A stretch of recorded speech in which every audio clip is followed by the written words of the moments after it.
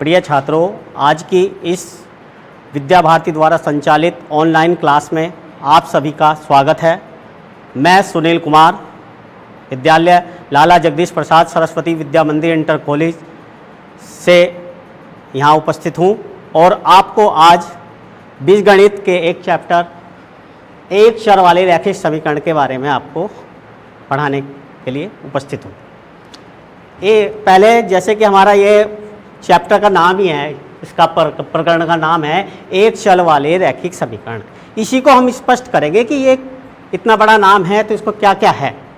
तो यहाँ से हम सबसे पहले आते हैं, एक शब्द आ रहा है इसमें चर। चर क्या है? तो चर और अचर दो शब्द होते हैं, चर और अचर। चर का उपयोग हम, जैसा कि यहाँ गणित के उपविषय में दिया गया बीजगणित में करते हैं, चर और अचर। तो चर क्या है?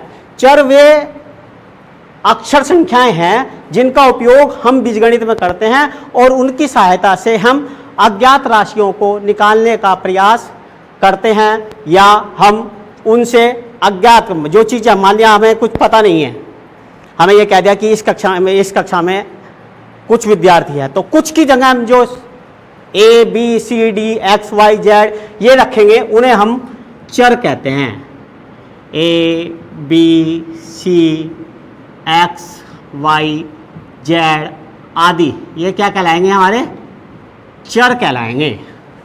और इसी प्रकार दूसरा शब्द हमने जो यहाँ इसके साथ लिखा है वो अचर। अचर जितनी भी संख्याएं हैं हम जो नंबर रूप में लेते हैं वो सब क्या कहलाती हैं? ये तो होगी अक्षर संख्याएं। क्या होगी ये? अक्षर संख्याएं। और जो आंकिक संख्याएं होती हैं उन सबको हम 1, 2, 3, उसमें हमारी पूर्णांक, प्राकृतिक संख्याएं, पूर्ण संख्याएं सभी आ सकती हैं। उन संख्याओं को सबको हम क्या कहेंगे? वे हमारी सब अचर कहलाती हैं। उसमें संख्याएं माइनस में भी आ सकती हैं, प्लस में भी आ सकती हैं, आपकी परिमेय संख्या भी आ सकती है, सबको ही आ सकते हैं, तो उनको अचर कहते हैं। तो यहाँ पे हमारा चर और अचर स्पष्ट हो गया होगा। इसके बाद आते हैं हम एक चर वाले रैखिक समीकरण। तो उसके बाद आते हैं बीजीय व्यंजक। हमने पढ़े होंगे बीजीय व्यंजक।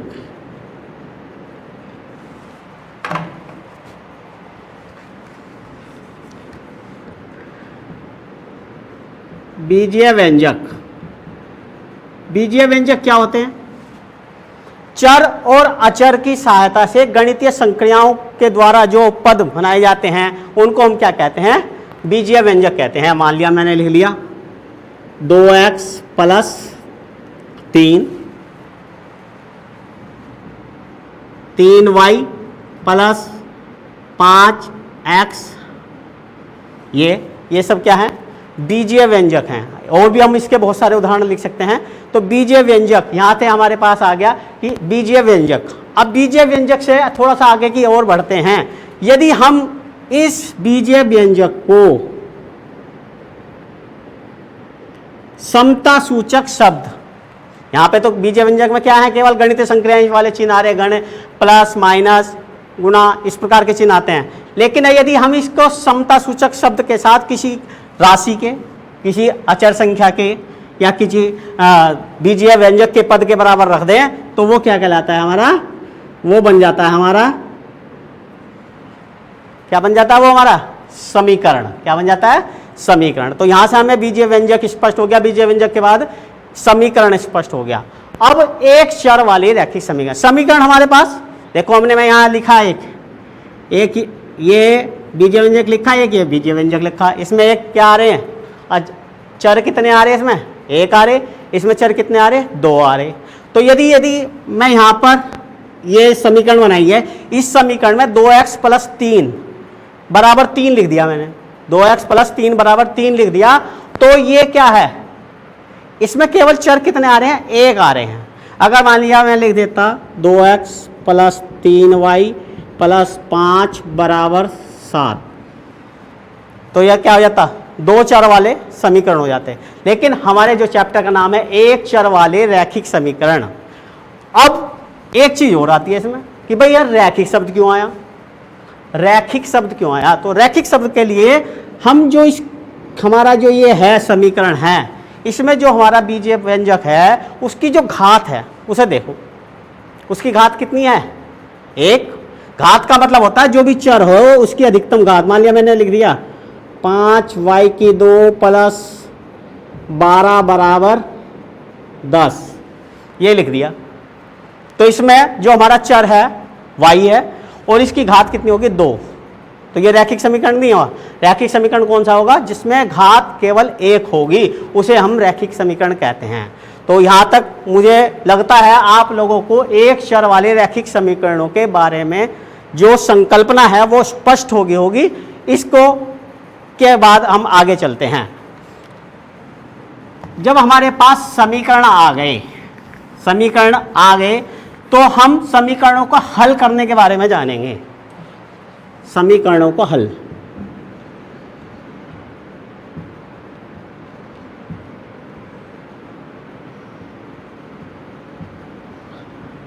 समीकरणों का हल जानेंगे। तो समीकरणों का हल जानने के लिए हमारे पास एक सवाल है 7x प्लस 3 बराबर 24। ये सवाल है हमारे पास, प्रश्न है या समस्या है।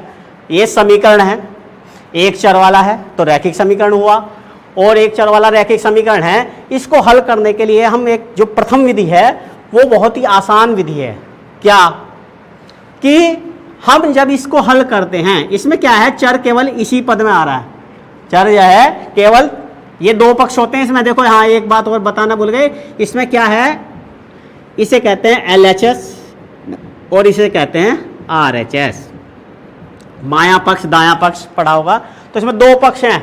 जो हमारा चर है वो केवल एक पक्ष में आ रहा है, LHS में, बाएं पक्ष में आ रहा है। तो बाएं पक्ष में इसको हल करने का बहुत आसान तरीका है। सबसे पहले हम 3 का विलोपन करेंगे इसमें, क्योंकि हमें x का मान निकालना है। तो हम 3 का विलोपन करने के लिए क्या करेंगे, यहाँ +3 है तो इसका जो योगात्मक प्रतिलोम है उसका प्रयोग करेंगे और उसको दोनों तरफ क्या करेंगे, ऐड करेंगे। योगात्मक प्रतिलोम क्या है इसका, 3, और इधर भी 3 ही लिखेंगे। -3 इसका योगात्मक प्रतिलोम है। इसको इस प्रकार से लिख दिया। अब क्या हुआ, 3 से 3 कैंसिल हो गया। यहाँ पे क्या रह गया हमारे पास, 21 रह गया। यहाँ पे कितना रह गया, 7x। अब हमें क्या लाना है, मान लाना है किसका, x का मान लाना है।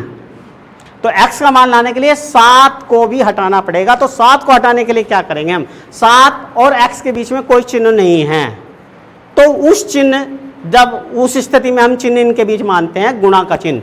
जब एक चर और एक अचर बिना चिन्ह के लिखे हों तो उनके बीच में गुणा का चिन्ह माना जाता है। तो गुणा का चिन्ह है तो हम 7 का गुणात्मक प्रतिलोम लेकर दोनों तरफ गुणा कर देंगे। जैसे मान लिया 7x गुणा 1/7 बराबर 21 गुणा 1/7। यहाँ 7 से 7 कैंसिल हो गया, 7 दिया 21। तो हमारे पास क्या आ गया भाई, x बराबर 3 आ गया। x बराबर, अब हम चाहते हैं कि हमारा आंसर सही है या गलत है, इसको भी हम साथ के साथ टेस्ट करना चाहते हैं। तो उसके लिए हम क्या करते हैं, इसकी जांच करते हैं।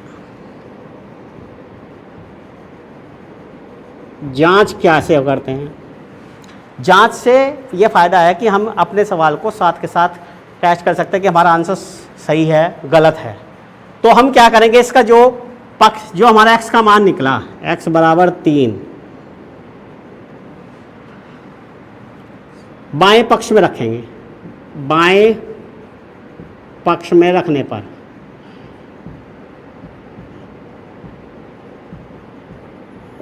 पर क्या होगा, LHS इक्वल टू 7 इंटू में 3 प्लस 3, 7 3 जा 21, 7 21 प्लस 3 बराबर आ गया 24। 24 क्या था भाई हमारे पास, RHS। 24 क्या है हमारे पास, RHS। अर्थात हमारे दोनों पक्ष इस मान को संतुष्ट करते हैं, तो यो हमारा हल x बराबर 3 हमारा हल बिल्कुल सही है। इसकी सत्यता की जांच हम यहाँ कर देते हैं। तो ये तो था एक तरीका हर समीकरण को हल करने का। इसी सवाल को हम दूसरे तरीके से हल करते हैं।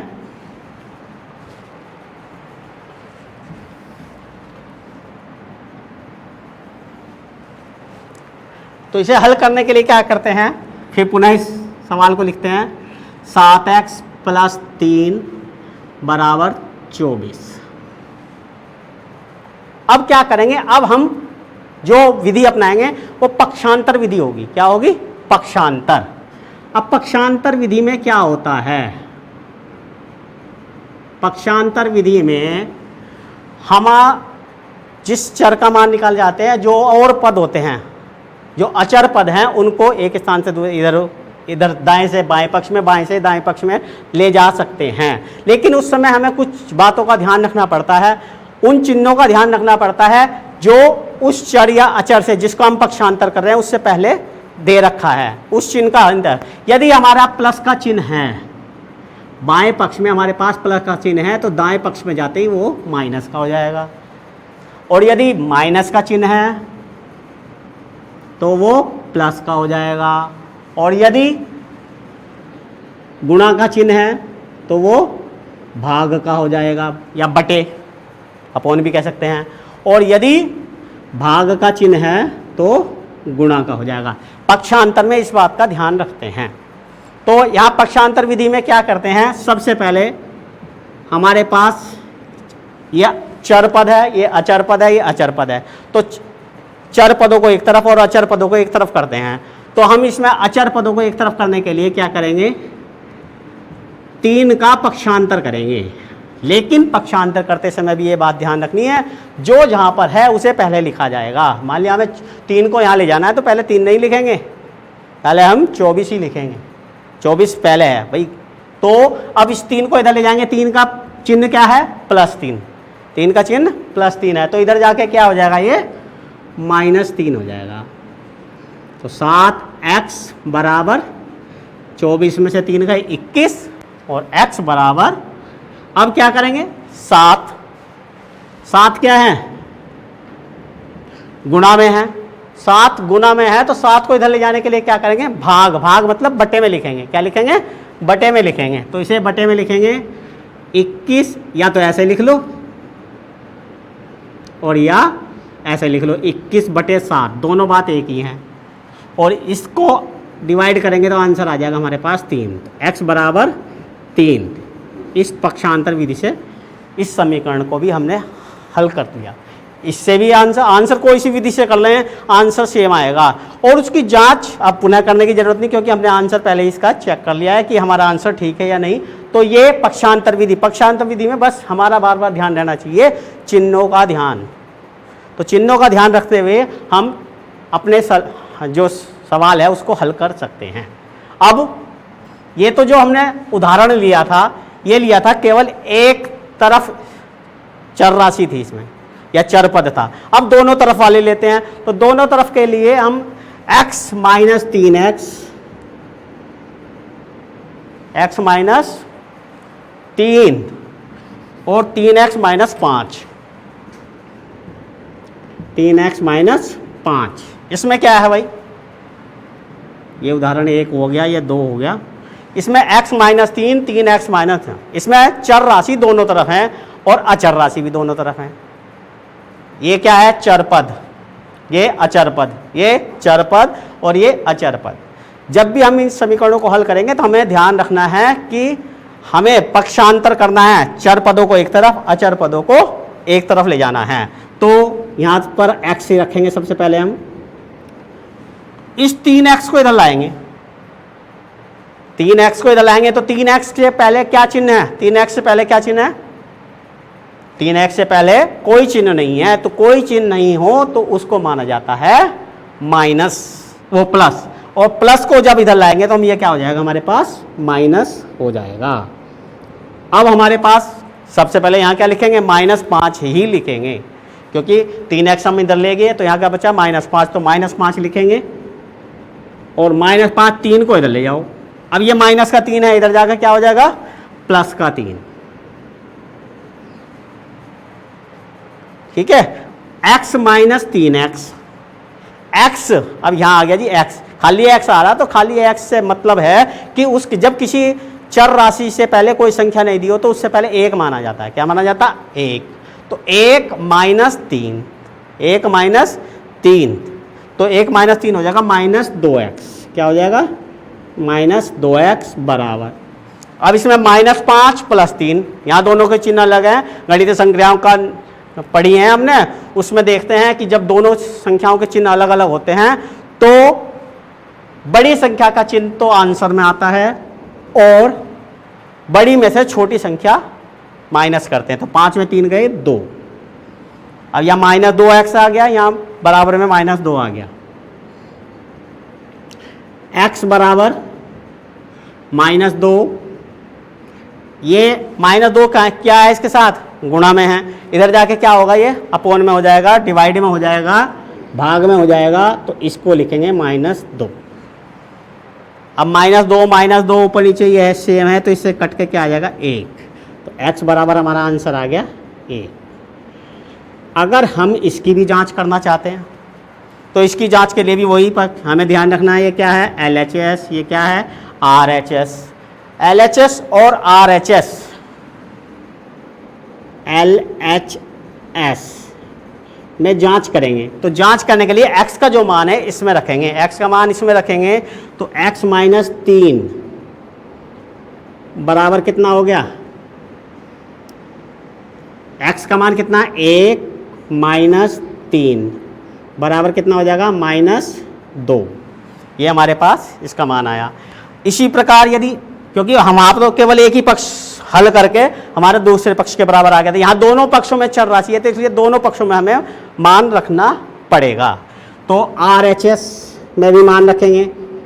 RHS में क्या था हमारे पास, RHS हमारे पास है 3x माइनस 5, अब इसमें 3x आया तो ध्यान रखना है हमें 3 गुणा x का मान क्या आया था हमारे पास 1 माइनस 5 बराबर आ गया 3 माइनस 5 बराबर माइनस 2। अब यहाँ स्पष्ट हो रहा है LHS equal to RHS, LHS equal to RHS, तो अर्थात हमारा हल x बराबर 1 इस समीकरण के लिए भी संतुष्ट करता है। इसी प्रकार से हम बहुत सारे सवालों को हल कर सकते हैं, प्रश्नों को हल कर सकते हैं, और विभिन्न प्रकार के, हमने अभी एक चर वाले जो केवल एक पक्ष में एक चर था, दोनों पक्षों में चर है, अब हम वज्र गुणन वाली विधि का प्रयोग करेंगे जिसे रैखिक रूप में बदलकर हल किया जाता है। उदाहरण 3 लेंगे हम, उदाहरण 3 लेंगे 5x माइनस 3 बटे में 8x बराबर 2, ये हमारे पास एक प्रश्न है। इसको हल करने के लिए, क्योंकि इसमें चर के भिन्न के रूप में आ रहा है, परिमेय संख्या के ऊपर भी आ रहा है और नीचे भी आ रहा है, तो इसको हल करने के लिए हम क्या करते हैं, इसके बटे में कुछ नहीं उसके बटे में 1 ले लो और इनकी वज्र गुणा करते हैं। अब वज्र गुणा क्या है, वज्र गुणा ये है कि पहले पद, पहले जो हमारे विभिन्न है परिमेय संख्या है, उसका जो अंश है उसको दूसरे वाले के हर के साथ गुणा कर देंगे और दूसरे वाले का जो अंश है उसको पहले वाले के हर के साथ गुणा कर देंगे। इसको कहते हैं वज्र गुणन विधि, वज्र गुणन विधि ये कहते हैं। तो अब हम इसे करते हैं, तो 5x माइनस 3 गुणा 1 2 गुणा 8x, अब इसकी गुणा करते हैं तो ये क्या बन गया हमारे पास 5x माइनस 3 बराबर 16x, ये रैखिक समीकरण बन गया। रैखिक समीकरण है, रैखिक समीकरण में चर राशि बार बार रिपीट तो हो सकती है लेकिन उसकी घात नहीं बढ़नी चाहिए बस। तो यहाँ पे 5x है, ये भी, ये रैखिक समीकरण हो गया। अब इसको हम क्या करेंगे, पक्षांतर द्वारा चर और अचर पदों को अलग अलग करेंगे। 5x माइनस 16 को इधर लाएंगे 16x। अब यहाँ कुछ नहीं बचा तो -3 को इधर ले जाएंगे, क्या होगा ये +3। 5x माइनस 16x, 16 में से 5 गए माइनस कितना आ गया 11x, 11 माइनस के 11। अभी बताया था कि ये चिन्ह क्या है, ये प्लस का है और ये माइनस का है। तो इसको, और यहाँ पर 3 आ गया हमारे पास।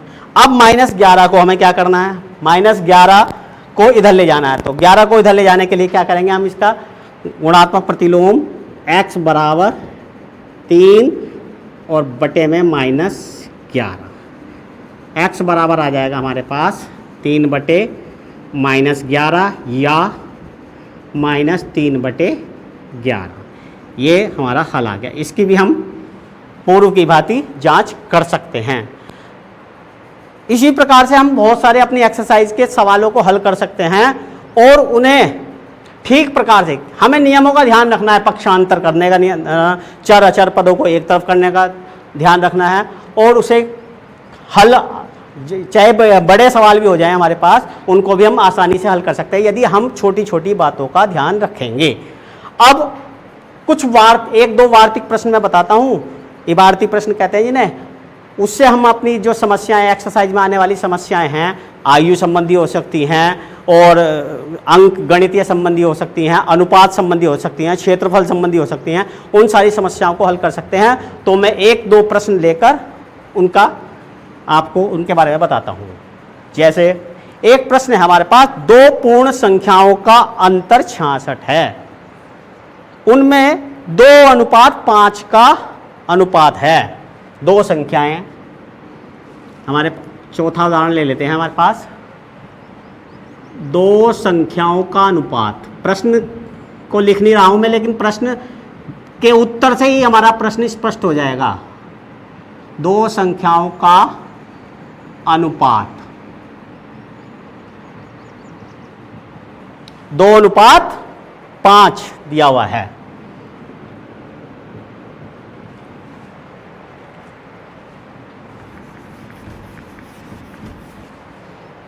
और उनका अंतर 66 है।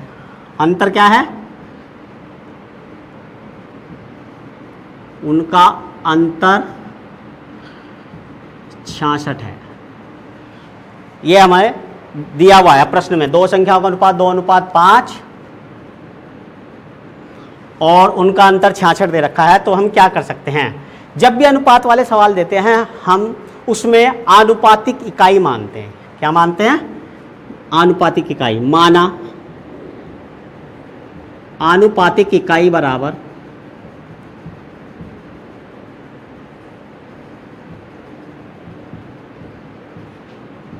x।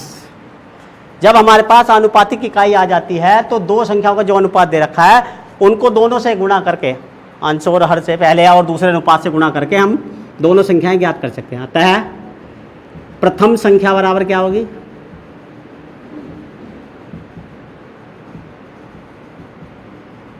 2x, द्वितीय संख्या क्या होगी हमारी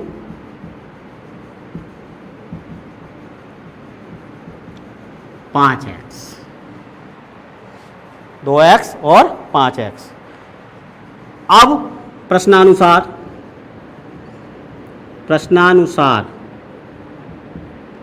दोनों का अंतर कितना है, 66 है। 5x माइनस 2x बराबर 66, ये लिखना जरूरी है। प्रश्नानुसार, प्रश्न में क्या कहा, उनका अंतर 66 है। तो 5x माइनस 2x बराबर 66। 5x में से 2x गए, कितने बचे, देखो ये चिन्ह लगाना जरूरी होता है, तुमने देखा होगा मैंने हर जगह लगाया। इस चिन्ह को लगाने से हम, क्योंकि यहाँ बराबर का चिन्ह लगा सकते हैं हम, तो ये चिन्ह लगाना जरूरी होता है। 5x माइनस 2x बराबर क्या हो गया हमारे पास, 3x बराबर 66। 5x में से 2x घट सकता है, लेकिन अगर 5x माइनस 2 होता खाली तब नहीं घट सकता था, क्योंकि ये दोनों चर पद हैं, चर पद आपस में घट सकते हैं। तो 5x minus 2x, sorry 5x minus 2x कितना हो गया, 3x। 5 में से 2 गए, कितने बचेंगे? 3x। x बराबर कितना आ जाएगा आपका? 66। अब ये 3 हटाना है हमें, वही नियम याद रखना है कि 3 का गुणात्मक प्रतिलोम से गुणा कर दो। 3 का गुणात्मक प्रतिलोम 1/3, 1/3 से गुणा कर दो, या 3 से इधर ले जाकर भाग कर दो। तो x बराबर कितना आ जाएगा हमारा? x बराबर आ जाएगा 3 दूनी 6, 3 दूनी 6, 22।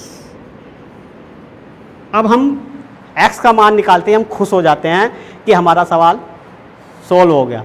लेकिन नहीं, हमारे प्रश्न में क्या पूछा है? उन दोनों संख्याओं को भी बताना है। तो दोनों संख्याओं को बताने के लिए पहली संख्या क्या होगी हमारी भाई?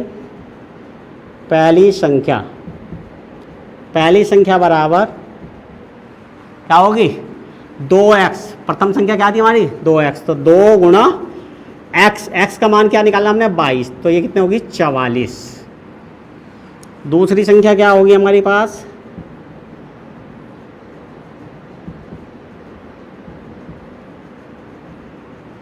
5 गुणा 22, 22 पंजे 110।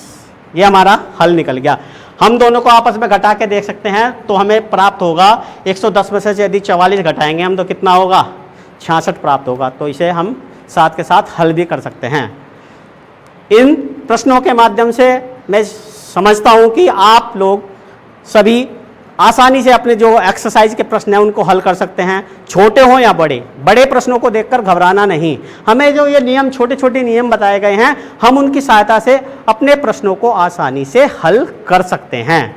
इसलिए अपने काम को अच्छे तरीके से करिए और खुश रहिए, और ये मत डरिए कि मैं गणित का काम है, इतना काम नहीं। अगर हम 4-5 सवाल भी प्रतिदिन करते हैं तो हमारे सब जो एक्सरसाइज है वो आराम से पूरी हो सकती है। इसलिए अपना काम करते रहिए और खुश रहिए। धन्यवाद।